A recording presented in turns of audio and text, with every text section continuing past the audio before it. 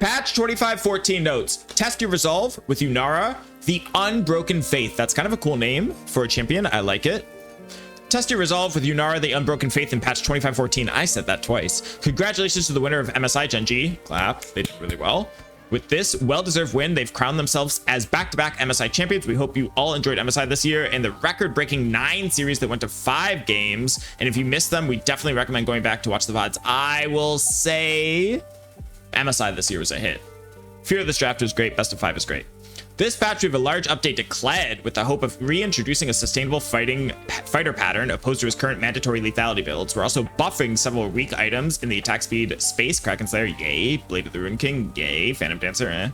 As this is also the first post-MSI balance patch, we're aiming to bring down a few overperforming champions who we had buffed in order to shake up the pro meta and to buff up a few champions who were suppressed for similar reasons. We've also got a small tuning pass on champion bounties in order to tie them closer to your expectations of them. I like that. My thoughts on this really quick are, why does Riot purposely unbalance the game to make pro play fun to watch but solo queue miserable? And why, like, I don't know. I really don't like this second half where like they purposely nerf champions to make them weak because MSI is going up, and so now they just rebuff them. Like, not my favorite. In other brews, we've got a brand new champion coming. Please welcome Yunara, the Unbroken Faith. I've said it 3 times. We've also got a new metagame coming, a new Knight and Dawnbringer skins, new metagame. Interesting. Yunara, when the eye is blinded and the heart falters, the fist must strike all the harder. We know she's got tattoos on her forearms, yeah? The Battle of Koishin and Koishin's Courtyard. Cool. With patch 2514 and the introduction of our newest champion Yunara, we also have a new metagame for you to play that discovers the story of Yunara's reintroduction to Runeterra. Battle of Koishin is our 2D side-scrolling beat-em-up where you play as both Xin Zhao and Yunara. Cool. Oh my god. You'll team up to save the village after Yunara's temple re-emerges into the material realm, bringing her and a host of angry Azakana with it. You'll need to fight your way through 3 levels to bring peace to the festival. This looks like old like Teenage Ninja Mutant Turtles. That's cool. Battle of Koishin will be following the story from the motion comics Pilgrimage and the Devoted Tried Maiden. Xin Zhao is returned to his homeland in search of answers why the spirit blossoms are blooming in Demacia, only to learn that the whole of Ionia is in bloom. This wild bloom hasn't happened since before the Noxian invasion, and it has brought the physical and spirit realm so close together that things that belong in one realm are suddenly in the other. God, she looks good. Okay, it will have a main mode full of all the narrative events and cutscenes, and after completing it, you'll unlock Shrouded in Bloom and the Blessings Upon You icons, an arcade mode, and other metagame, and another metagame that might be somewhat familiar to those who enjoyed. Oh, you get the dating simulator. Cool. Cool. So after completing the Battle of Koishin, you'll receive a new option in the menu, the Courtyard, a spiritual successor to Spirit Bonds. Step into the courtyard of a once great temple where you'll be greeted by 4 statues made of bark and stone resembling some myths that you know all too well. That's right, it's time to befriend some spirits again, and if you play your cards right, maybe Zed will take you to his room and show you his action figure collection. That's crazy. What about Volibear? If Volibear is one of the characters I'll play. Each rank only requires a single petal for each spirit, and you'll be able to earn them just by playing League. You'll acquire petals from repeating. Okay. Dating sim. You'll need to earn a total of 20 petals to claim all the rewards. There's just a few bonuses along the way to speed it up. Cool. Awesome. Champions. We'll start out with Azir. Our recent set of changes for Azir has left him a bit weak. Yes, there's a pro play jailed champion. So we've carefully curated some buffs for everyone's favorite Bird Emperor. We're starting by giving him some additional base health to help out his early game, and also increasing its W's AP ratio to incentivize him to stack AP over health. Cool. A lot of Azirs go Rylai's. This will probably incentivize them to build full AP. Not crazy. Braum has been a standout recently. We're not talking about his mustache as a support pick. His ability to peel and synergize with the dominant fighters in the jungle has made him a threat at all levels of play. We're looking to pull back on how safely he can tank damage, so his base armor is down 5. I disagree with this. Braum's win rate is high because when people pick him, he's OP. But people don't pick him into bad matchups, right? You'll never see somebody pick Braum when the enemy has like any like Nami, Janna, Lulu, like then Braum feels useless. His win rate's inflated. Briar. In this patch, we've got 1 bug fix and 1 small buff. While the Q bug fix is pretty straightforward, we're adjusting our R to make her CC immune during the post missile cast time, which should help resolve any issues. Interesting. Okay, so R, CC cleanse. She's cleansed when the missile hits and is now immune to CC for the 1.25 seconds cast animation that plays after the missile hits. Okay, just a bug fix. That doesn't change anything. Darius hasn't been in the best shape for a few patches now, so we're here to give him a light buff. We're doing this by increasing the payout of his highest counterplay ability as Qs so that the heal can keep Darius in the middle of the action longer. I like this. I think this is a cool change. I mean, Darius is an annoying champion, but I think this is like, I agree with their reasoning for buffing this in that, like, it's the one ability of his you can outplay. It's really hard to outplay his E, and obviously if he's on you with his W, you're already dead. So like, this is nice. This is a buff that like doesn't change that much. It's also just healing. Fiora. We're fixing a bug and re-adding some old functionality as a way of buffering her teamfight capabilities. Whoa. For the past 2 years, Fiora's aura has been bugged to always last 5 seconds, but scale the heal per second based on the number of vitals triggered. We're updating it with a version that gives her the full heal in all cases, just like when her original rework shipped. Wait, they knew about this? We'll be keeping an eye on her power level after this buff fix to make sure she doesn't end up dominating. So her R heal per second is always 100%, and her obvious healing circle effects now persist for the full 5-second duration. What? I don't understand. Fiora's R has been bugged to always last 5 seconds, but scale based on the number of vitals triggered. Oh, I see, because the target could die without triggering any vitals. So I see. That I understand. Because you could ult somebody, and then if your teammate kills them, you still get the passive circle. So this is 0, 1, 2, 3, 4 vitals. Okay, that makes sense. I doubt this will change anything. Fizz has been underwater for a while as a mid lane threat, despite the fact that he should be doing well, as some of his best matchups are currently quite popular. We're looking to add some power to reel him back into relevance by giving his W more uptime come late game and more damage on his E. So the W cooldown is down 2 seconds late game. That's crazy. That is so low. 3 seconds? Are you kidding me? He's going to be able to QW you, E, max duration E, come back down and W you again. What the heck? Playful Trickster damage is up 5% AP ratio. That's a nice buff, but it's not crazy. This is crazy, especially with all the ability haste he gets. I mean, like, it's going to be on a 2-second cooldown for sure. This champion easily gets 33% CDR. Wow. Wow. Cool. I hate this champ. Kled, all abilities adjusted.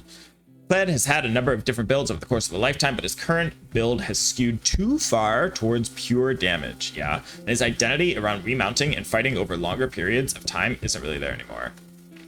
When Kled is building assassin items, his playstyle devolves into hitting a single spell on somebody, which leads to their death. On the other hand, Kled lacks the tools and defenses needed to succeed in larger scale teamfights or do anything relevant outside of getting a fast kill on a squishy target. We want to move Kled towards fighter itemization and reward him both for being durable and dealing damage, because we believe it will make him a healthier champion that can interact with a wider variety of targets and doesn't have to kill his target in one rotation of spells in order to be successful. This is going to be a big change, I can tell. To get into the changes, Kled will now be tankier in his dismounted form if he's building fighter items to making remounting more consistent, especially in larger fights, and his attacks while W is down will refund his W cooldown to ensure that there's a reason why Kled should always be fighting, even when he doesn't have his large attack speed steroid up. Cool. We're also addressing some of the more frustrating part of Kled's kit, like the delay on his remounting and his inability to hit champions that are directly inside of his model with his mounted and dismounted Q spells. Cool. On top of that, we've taken this opportunity to do a lot of cleanup of Kled's deck. Wow. Yeah, big changes. So let's see. Passive dismounted Kled auto attack damage against champions is now scales. That's very nice. Build damage.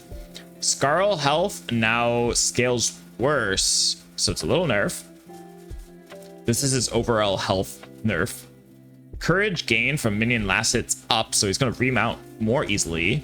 His dismounted speed boost acquisition range. What?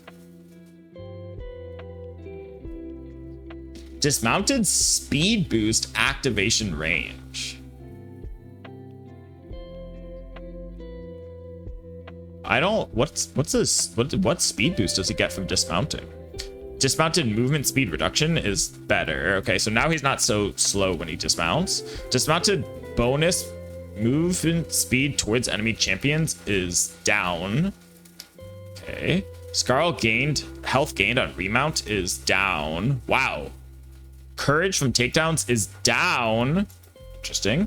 Scarl's health is now granted at the beginning of the remount sequence upon gaining 100 courage rather than at the end. Wow. So this is a really big change. Huge quality of life right here. Dismounted Kled now gains 1% bonus HP as armor and magic resist. Wow. Increased by 20% for each nearby champion. Wow. That's good. Dismounted dash time is now consistently 0.75 seconds. Okay. So this is kind of like a nerf. I don't know how to interpret this. It seems like it's going to be a little bit weaker in his dismounted, but he's going to be able to mount. He does more damage and is tankier, but he's faster. But he's going to remount more slowly, and he won't be able to run after people because he doesn't get courage on takedowns, and I guess he gets it from minions better. And the big change is this one right here. Skarl's health is now granted at the beginning of the remount sequence. So this means when you get to 100 courage, you're immediately going to get the extra health, which will be a big buff. Let's see what else changes. Q. Initial hit, AD ratio down. The slow is down. The duration's up. Interesting. And then no longer applies grievous wounds. That's a big change. So this is kind of a buff. I think even though the damage is down, which sucks, it is the skill he tends to max, I think, for wave clear. The slow duration is going to be really, really nice. Q dismounted pistol, pocket pistol. So his ammo charge time is down early, up late. Whatever. His damage per pellet is down a lot. But now it hits people right on top of you. Okay. Whatever. W. This is the other big change allegedly. So the damage now scales worse. It's 1% per 50 bonus AD instead of 20 bonus AD. And now it has a bonus health scaling. That's interesting. So they nerfed the AD ratio by a lot, but added health scaling, so he should build health. And they nerfed the cooldown a lot. But attacking enemies while it's on cooldown reduces the cooldown. Wow. So that's really nice. And no longer starts W when attacking wards. That's also really nice. So a ton of quality of life changes. His E damage is nerfed. It seems like Kled's damage is nerfed across the board, but they're giving him so many quality of life changes that I don't think it'll matter. So our change now, the damage is also down, but the base damage is up later, but the scaling is down. So that kind of sucks. And then it's magic damage now. Why? Why? This guy does all AD damage and they just, why? Why? Whatever. And then fix 1,000 bugs. I don't care. Okay, I think he's gonna be weaker. I mean, it's a lot of quality of life buffs. This champion will probably feel better to play for the 3 psychopaths who actually play this champion. But I don't know why his ult does magic damage. I don't know. Can someone at Riot tell me why you decided to do this change? Because like somebody obviously consciously said like we should make his ult do magic damage, so he's a mixed damage profile. Why? Why would he want that? That's unintuitive. It also probably is worse. I don't know. Makes no sense. Anyway, Lee Sin, base AD decreased. Lee Sin's been doing pretty well for himself after the last set of buffs, and while we're happy with his overall pattern, he's performing a little better than we'd like. Okay? 3 AD. Uh-oh, it's over. Riven is one of the best light fighters, particularly in skill played. While it's important to us that deeply invested players are rewarded for their mastery, she's currently bursting a little too hard. Yeah, I hate this champion. Before you ask, it isn't because of the Teemo clip. What Teemo clip? Anyway, her passive damage is down. Scales a lot. Okay, this'll, I mean, she'll still be strong in lane. This stops her scaling. Fuck this champ. Set, this champion sucks. Set has been quite potent and popular, particularly in average skill brackets. In this patch, we're going for a simple and what should be unfeelable change about his armor growth. Half an armor growth off, whatever. It's a nerf, it doesn't matter. Twisted Fate, this champion, I never see it. He's been playing with a stack deck, so we're looking to bring him back closer. So his Q damage is down 10 at all ranks. Whatever, that doesn't change anything. Yasuo has been quite strong as of late with our incoming buffs to Blade of the Rune King and Kraken. We want to preemptively balance scales. Why isn't this champion building crit? Riot, don't you think that's a problem that Yasuo with his passive is not building crit? Maybe. Anyway, AD goes down. Cool. He's not. Yasuo just gets preemptively nerfed. That's so funny. Yuumi, I hate this champion. Yuumi's ban rate has been climbing recently, so we're making one small change to her ultimate. That's so funny. Yuumi always dying like this, or getting nerfed like this, is so funny. And finally, Ziggs. Ziggs isn't bringing much explosive firepower to the table right now. That's crazy. We'd like to make him a much better mid laner without making his bot lane power level unreasonable. So we're improving his scaling with experience, which should disproportionately help his mid lane game without making him a terror bot lane. So they're making it so his Q damage is down at all ranks, but the AP ratio is up 15%. That doesn't sound like scaling with experience. That's scaling with gold. What? 5 damage in exchange for 15% scaling? Damage per mine is... Now the AP ratio scales with level. So this is experience right here. Oh, I see. The AP ratio scales. Oh, I see. I see. Okay. So they're making it so all of his AP ratios scale with level. I understand now. Okay. I understand. Cool. But this evens out at level 5. So like, I don't know. Mages are still going to be a terror bot lane. And then his ultimate is getting buffed. Cool. And finally, Zoe. Zoe's quite strong at the moment and has established herself as the queen of winning the early lane and then falling off a cliff. We're looking to nerf her falling off a cliff. We're looking to nerf her this patch while also throwing her a bone when it comes to her scaling. Okay. So her Q damage is down. And her W damage is down and the AP ratio is up. Okay. I can't believe they're nerfing Yuumi again. I love it, to be clear. I hate this champion. I hate this champion. It's not my most hated champion, but it's got to be up there. This champion's just so unfun. It's so lame. It's so powerful. And it's just like, I don't know. Fuck this champion. Anyway, I'm pretty happy with the changes overall. I think, like, let's look at all of this again. Let's do a quick rundown. The Azir change isn't really going to matter. The health is nice, but whatever. The Braum change kind of sucks, but it doesn't make that big of a difference. I still think Braum is just going to auto win in every single matchup if he's strong. The Briar bug fix is fine. Darius heals fine. Fiora ult change probably doesn't matter. It might, but like I won't notice it. The Fizz changes are going to be insane. This champion's going to be broken. Kled changes I don't understand because I don't play Kled because I see a therapist, so I'm not like, you know, mentally unwell, so I can actually play a champion that doesn't make me hate myself. Lee Sin is nerfed. That sucks. Riven is nerfed. Haha. Set is nerfed. Haha. Twisted Fate is nerfed. I don't get why. Yasuo is nerfed. Haha. Yuumi is nerfed. Fine. Yay. Ziggs is buffed for some reason. Don't ask me why, chat. This champion is still going to be a menace, and let me tell you, like, I get they wanted to nerf bot lane Ziggs, but the reality of my life is that a level 13 Ziggs is a level 13 Ziggs. When I'm against a level 13 Ziggs, sure, bot lane Ziggs will take way longer to get to level 13 than mid lane, but level 13 Ziggs is going to have a 15% AP ratio buff on their Q and a 15% AP ratio buff on their E. Okay? It's still going to be crazy. This champion's going to be strong. Zoe nerfs. That sucks to be Zoe. Man, I don't know why they're nerfing Zoe. I don't get it. All right, let's check out items. We have Blade of the Ruined King. This item has felt weak on any ranged champion forever. People always tell me to build this. I'm like, this item sucks. Let's see what they do. It's fallen out of favor recently. Meanwhile, there's been a rise in popularity of health stacking. Wow. Oh my God. They're looking at their game. Which means Bork should be a more popular pickup to help get on everyone's radar. We're buffing the percentage health damage this item provides. Cool. So they're buffing it 1%.